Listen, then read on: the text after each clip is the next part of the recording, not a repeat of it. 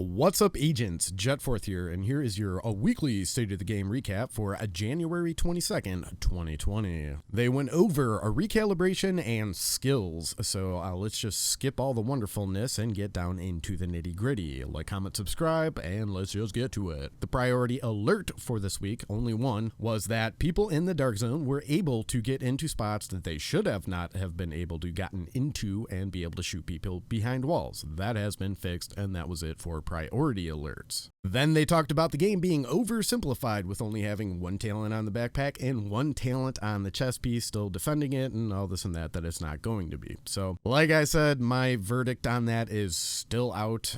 We really need to get into a PTS or into the changes themselves before I make up my mind on it. But I see where they're coming from, but I still think they need to take a better perspective into where we're coming from. But like I said, I gotta play it. So first up, the biggest one is a recalibration. You will still only be able to recalibrate one thing, and that is it. However, you will be able to recalibrate your core attribute, your regular attributes, and the mod slot as well, which that's pretty interesting. That does kind of break it up because all brand sets are going to have static rolled core attributes and mod slots. So Heligard is armor and always has been armor, and now a Wyvernware is going to be skill based along with Murakami, so you will be able to roll off any of those pieces and change them. Now, the interesting thing that is going on with recalibration, which stat storing and all this and that, is that you will be able to take a god rolled attribute or any attribute and extract it. Once you extract it, it goes into a card deck or your library, and then it is there forever. You can roll that onto anything forever, as many times as you want. So you don't have to store 50 backpacks with 25 to 35% armor percentage on it, if you will, even though armor percentage is gone. So it's pretty cool, but once the grind's over, you have everything. That's it. But along with that, you can also store all the talents. I'm from Chicago. Give me a break on some of the words I say. I'm 6 feet tall. I eat hot dogs. Okay? From Chicago. So you'll be able to store every single little bit of everything, and that will lighten up the load that we have to carry in our stashes and on our characters, which is pretty cool. And also in a way that does reward hardcore players, because since we play every day, all day, that we will have that edge over the casual player or the weekend warrior, if you will, because we're able to grind out more, grind it up. But once again, once it's full and you have all your god rolled attributes, then I guess you're done, and then it's just the grind for gear. Now, while we're on the topic of gear for right now, one of the things that they did say is that the harder the content, the higher the gear will roll, and we are getting a gear score upgrade and all this and stuff, and they finally did admit that we are going to have to regrind everything in the game, which again, I'm fine with as long as all this works. This is I wouldn't say the last time they're going to do this, but I would rather see gear score increases continue on after this. That's the way I would like to regrind, not them redoing their complete game over and over again. So seriously, hope this fixes it. It does kind of seem like it's going to, but you know. The proof is in the pudding, as they would say. And the final bit of information before we get into skill power is they talked about Badger Tough, which the way that is changing is that it will be a defensive offensive type of brand set. So maybe breaking some rules is kind of what they were getting at, to where it can do some stuff that other brands can't do. So you can kind of hybrid a build out. We'll have to see. They didn't show the gear, but that's it. And also, re-rolling stuff and whatnot is going to be more costly. So like I said before, start stocking up on credits. That's number one. Start selling everything and stock up on credits. Money, you are going to want a lot of it. Now, on to skills, which I gotta say, I was pretty gosh darn close to being right on this one. I wasn't completely right, but I was right. One piece of gear equals one tier. 6 pieces of gear, so full skill build tiers is 6 skill tiers. Now you can see in this menu right now for our skill tiers, as you hit a new tier, the skills become more powerful. Now these do not stack, so tier 1 is tier 1, tier 2 is tier 2, and they continually go up for each tier that you hit, so it makes sense. Now my biggest question was, which they did answer, is like, what about our mods? There still will be mods on the skills themselves, but they're going to be very, very, very minute. Kind of like, I guess, what would you call it? Fine-tuning your skills. So like 3% skill haste here, 3% damage there. And that is it. I asked the question in chat and they did not answer me. Maybe I'll have to tweet at Frederick again. I was wondering if the new power level and or gear score is going to affect mods, but they didn't show any of the gold mods where it would have a gear score on it, so I don't know. But they did make it sound like it's very minute what mods you would put on it. And they did say too, if you forget to put mods on them, then it's really not that big of a deal because everything is geared towards just the tiers. And they didn't show tier 4, tier 5, or tier 6, so I'd imagine they start getting more powerful. I hope so. Now, the other fun part that I'm actually kind of interested in is overcharged talents. So you can overcharge your skills for, I don't know, a couple seconds, 15 seconds.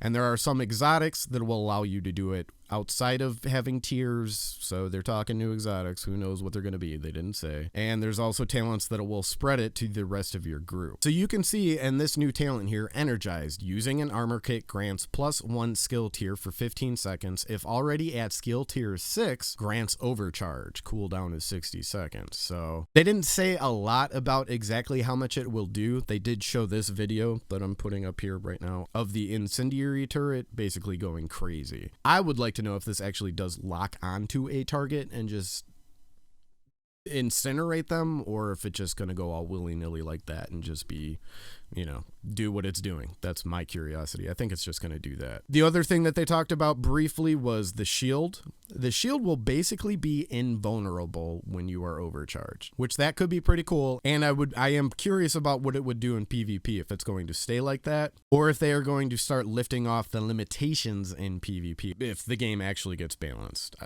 But they didn't say anything about PvP really at all. They're going to talk about it at a later date, like they always say. So it's just a wait and see type deal. And the final thing about skills that they said is they are trying to even it all out. So right now everybody uses explosive skills, mainly seekers, because those are the most powerful in the game. So everyone was going crazy. Is the incendiary turret gonna be a thing? Is it, you know? Well, apparently it is going to be, and so are all the other skills. So basically with the rest of the game, they're trying to flatline the skills too, so everything is viable in the game. Which, you know, makes sense. That's kind of how it should have been from the beginning, if you know what I mean. So, my friends, that is pretty much it for the state of the game. Not a whole lot else discussed in there. Hopefully, I simplified this enough for you guys. Most of all the other changes, if you missed my previous video, they're in there, except the skills, which I was pretty right about, but it's a little bit different than I explained it. But the gist of how I thought it was going to work is technically how it works. I was just wrong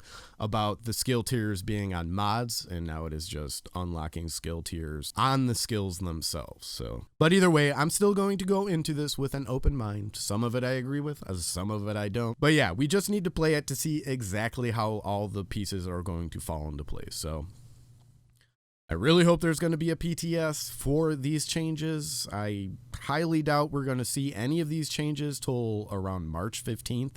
On the 1-year anniversary of the game. But I think I'm being rather generous with that date, in all honesty. I think it might be later than that, but who knows? Maybe they'll surprise us. But either way, best advice I can give you for now is have fun with the game. Have fun with what's going on right now while we can. Just enjoy the game if you can, or if you want to. That's what I'm going to be doing. Now, I am going to make a guide. I'll hopefully have it out tomorrow about what we should be doing now, what we should be storing, stockpiling, and getting rid of for these new changes.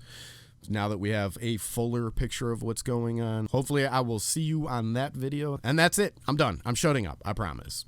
Leave a comment in the comment section down below about what you guys think about all this. Interested? It sucks? You're happy? I don't know. Whatever. I am interested. Hit the old like button for me if you could. Subscribe and all that other junk. And I will catch you all on the flip side. Peace! So who are you and what do you do here? I'm Trick Dempsey. I'm a senior game designer on The Division 2. I mostly work in the open world and invasions and generally end game content. So the thing that you do after you've beaten the campaign and after you've completed the first invasion.